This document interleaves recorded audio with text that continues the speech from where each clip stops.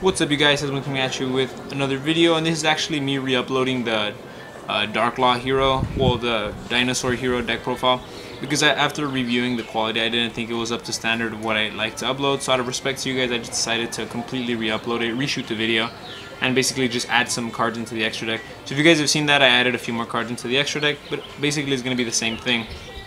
Now this is a deck that I saw on a YouTube channel called Team VLR. They had they called it Dark Law Dino, or Dino Heroes, and I basically commented on their profile and on their, I basically commented on their page and oh, how's the consistency, and I basically tried the deck on myself since I do have most of the cards, and I decided to give my own variation on the deck, and this is basically it. I've had some pretty good success with the deck, got some local tops here and there, but overall I just wanted to showcase the card choices I play and the reasons why. My deck profile is actually different from theirs, but I still recommend go check theirs out. Team VLR and Dino Heroes. But for the most part, let's get into it with the main deck first. You play triple Soul Eating Oviraptor because he can pretty much net you any dinosaur to hand or send it. You play double Giant Rex because we do play Gold Sark and he's a free special summon. Plus, if you banish him from the graveyard from using Conductor's effect or using Double Evolution Pill, he special summons himself. 2 Overtext because that's what you're going to be sending with Soul Eating Oviraptor, and 2 Conductor because since this is the Dino deck, Oviraptor can search either one of these guys. Oviraptor can search or send to the graveyard either one of these guys, so you can special summon this. So for example, Oviraptor can send this, and if you have another dinosaur by any chance, you could banish the Giant Rex, special summon with another dinosaur, special summon Conductor. Or most of the time what you're going to find yourself doing in this deck is normal summoning Oviraptor, sending Coldest, getting yourself a Double Evolution Pill, and since we do play a variation of hand traps, you should have monsters to either go into Overtext for protection and negating, or Ultimate Conductor for putting pressure on the board. Next, for the hero lineup, we play triple Shadow Mist and just 1 Elemental Hero, Honest Neos. Now, if Stratos was at 1, which I hope someday soon, we'd play 2 Shadow Mist and 1 Stratos, but for the most part, for now, we just play 3 Shadow Mist and 1 because when she special summons, she gets her effect to add herself a mass change. So it kind of just gets cards to hand, and the Honest Neos, because it is searchable with Shadow Mist, you could only use each of her effects once per turn. So what you could do is set the mass change, then during your opponent's standby phase, flip it to get yourself the Honest Neos, which is actually a really good thing because your opponent sometimes, if you have Conductor already on the field, and with Dark Law being 4900 attack with the Honest Neos, it's actually just a really good, something hard to out. Next, we play double Summoner Monk because Summoner Monk gets you to Oviraptor and Shadow Mist faster. Both of their effects are when there's either his effects when he's normal or special summon, and hers is only when she's special, so it kind of works either way. You can mass change him for Dark Law, so you could ditch a spell, summon this, get its effect, mass change him for Dark Law, and you basically have something for Ultimate Conductor because you're going to be sending the Overtext using Soul Eating Oviraptor's effect. Next, we play triple Ash Blossom because hand traps are important, and double Ghost Ogre to round up the 20 card monster lineup. Now let's get a little bit into the spells. We play triple A Hero Lives because it is an amazing starter card. If you can either use it going first or second, and as long as you don't control any monsters, you can special summon a hero, but you're going to be going for Shadow Mist, and she's going to be getting her effect to add yourself the mass change. That isn't that's the best card you can kind of start off with to get your hero engine going. Next, triple Fossil deck to search your Soul Eating Oviraptor. So it's kind of like you play 6 Oviraptors.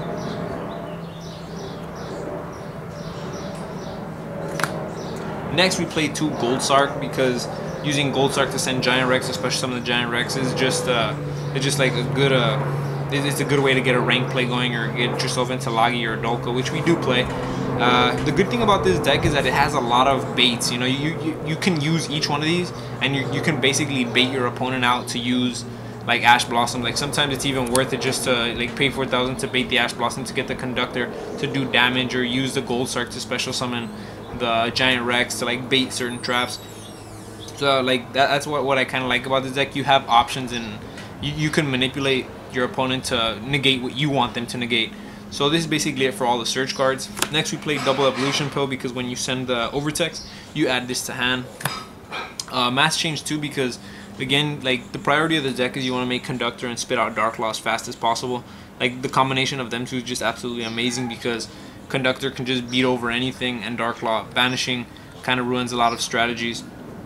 In the True Draco matchup, I found most success because they can't pop your monsters because they aren't going to their spells and traps aren't going to the grave. In like 60 card Lightsworn, you just completely destroy because nothing's going to the grave.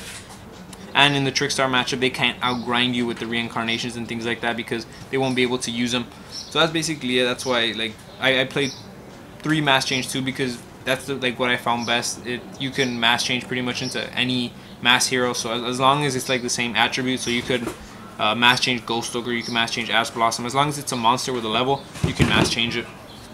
Next, we played Double Desires because it's a draw card. Upstart Goblin kind of makes it a 39 card deck. Double 1 Regeki and 1 Dark Hole because, you know, like I always say, board wipes are important, but this is a kind of a going second deck. After your opponent knows what you're playing, or if you know your strategy of Dark Law and Conductor will hinder your opponent, you kind of want to go first. But it'll always surprise your opponent if they don't know what you're playing.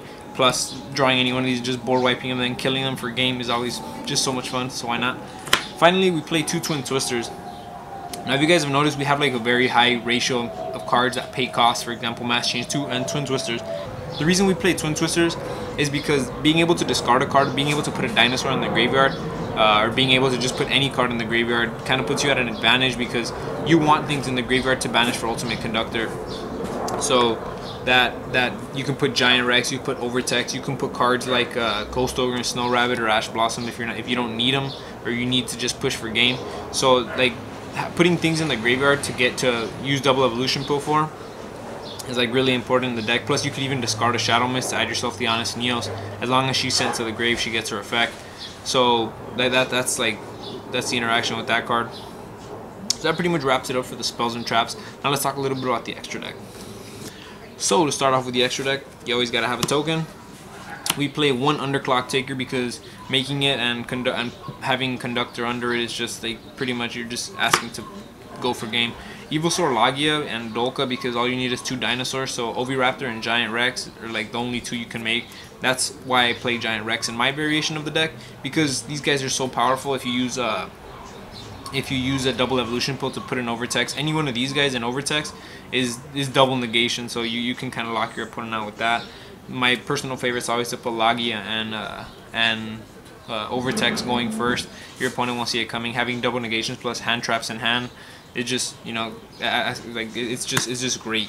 Next we play the Utopia package, which is Utopia the Lightning, Utopia Prime, and Utopia the Lightning. Next we play Abyss Dweller and Baguska. Again, because if you can't go into Dark Law, if you can make a rank play, this kind of just poops on True Draco because they won't be able to activate their card effects. True Draco being so popular, so anything in the grave is just absolutely negated with the Abyss Dweller, which is why I like it so much. Next for the heroes, we play 1 Enki because he's like the strongest hero you can go into, so if anything over 2400, you can't beat over with Dark Law. Enki, plus he attacks directly. Dian because you can mass change Giant Rex into Dian. And if you like destroy a monster with Dian, he special summons Shadow Mist, and Shadow Mist gets her effect. So that's pretty awesome. One of my favorite interactions with Dian is discarding, mass changing the Giant Rex, and then using the Double Evolution Pool to special summon Conductor. So that's pretty cool. And getting my Giant Rex back because he was banished. Next we play Koga because you can mass change Ogre, and he's absolutely like he's one of the strongest ones because he gains 500 for each monster your opponent controls. Next, for like my favorite part of the deck, is Mass Hero Dark Law. You want to play 2 of them. I've never found myself making more than 1, but you always kind of want to have that second one just in case. Dark Law is basically the point of the deck. Any card sent to your opponent's graveyard is now banished instead, and whenever your opponent adds a card, he pretty much banishes it. He's 2400, so that's the unfortunate part of it, which is why we play Honest Neos. So once you like Shadow Mist goes to the grave and you add that Honest Neos, he's basically sitting at 4900. So it's kind of hard to get over. And finally, for the 14th card in the extra deck, we play Mass Hero Goka because he's an Ash Blossom target. I can mass change Ash Blossom to make him, so you know, if in case it ever comes up. It's never came up, but just, you know, in case it ever comes up, I kind of want to be prepared. And that pretty much wraps it up for the extra deck. Let me know what you guys think. Are there any cards you guys would play, or any cards in the extra deck you guys would recommend? I'd be highly open to criticism, highly open to listen. But that pretty much wraps it up for the deck profile. Let me know what you guys think in the comment section below. Thank you guys for watching. I really appreciate it. My name is Sesma. Catch you guys in the next one. I'm out.